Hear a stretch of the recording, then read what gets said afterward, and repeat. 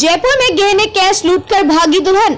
शादी के बाद 3 दिन ससुराल में रही, 1.5 लाख में किया था सौदा।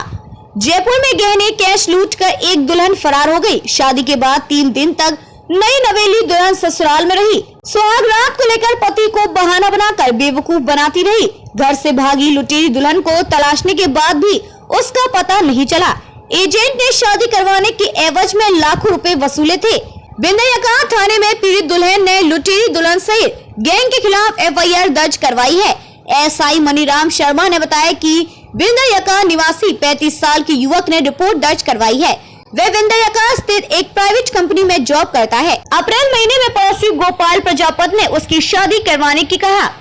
शादी कराने के एवज में पैसा खर्च करने की डिमांड की। घर वालों से बात करने पर वह सहमत हो गई। पड़ोसी गोपाल ने अपने दोस्त पप्पू जांगड़ से शादी करवाने को कहा। पप्पू ने उत्तर प्रदेश के परिचित एजेंट खान को कॉल कर बातचीत कर शादी के लिए खर्चा तय किया। एजेंट ने शादी कराने के एवज में 1.50 लाख रुपए की डिमांड की थी।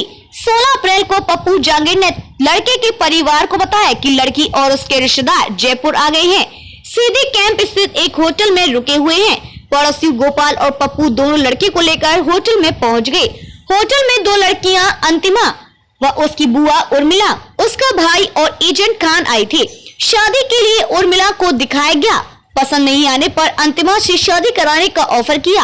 अंतिमा से शादी तय होने पर लड़के से होटल में रुकने के खर्च के 2000 रुपए लिए गए। स्टाम्प पर लिखा परिकर मंदिर में कराई शादी। दोनों के बीच बातचीत होने पर तय किया गया पहले कोर्ट में लिखा पढ़ी कर लेते हैं, उसके बाद कोर्ट में शादी करवा देंगे। 19 अप्रैल को 500 रुपए के स्टाम्प पेपर पर लिव इन रिलेशनशिप का डॉक्यूमेंट तैयार करवाया गया। दूल्हा दुल्हन दोनों के डॉक्यूमेंट पर साइन करवाए गए। गवाह के तौर पर बुआ उर्मिला के साइन करवा लिए, जिसके बाद खिरणी फाटक स्थित गणेश मंदिर में एक दूसरे के गले में माला पहनाकर शादी कर दी। दुल्हन की मांग में सिंदूर भरकर शादी होना मान लिया गया। दुल्हन को घर छोड़ने के दौरान 1 लाख रुपए एजेंट खान ने लिए। उसके साथ ही 55,000 रुपए ऑनलाइन ट्रांसफर करवाए। रात के अंधेरे में गहने कैश लूटकर भागी। पीड़ित दूल्हे ने बताया कि 19 अप्रैल को दुल्हन अपने ससुराल में आकर रहने लगी। सुहाग रात को लेकर पति को बहाना बनाकर बेवकूफ बनाती रही।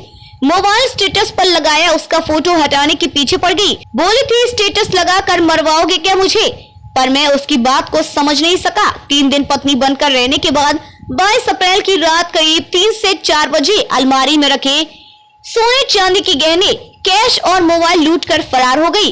सुबह करीब 4:15 पर नींद खुलने पर पत्नी गायब मिली। काफी ढूंढने के साथ ही अलमारी में रखा सोने का ज्वेला, चांदी की पायजेब व बिछिया सहित कैश मोबाइल गायब मिला।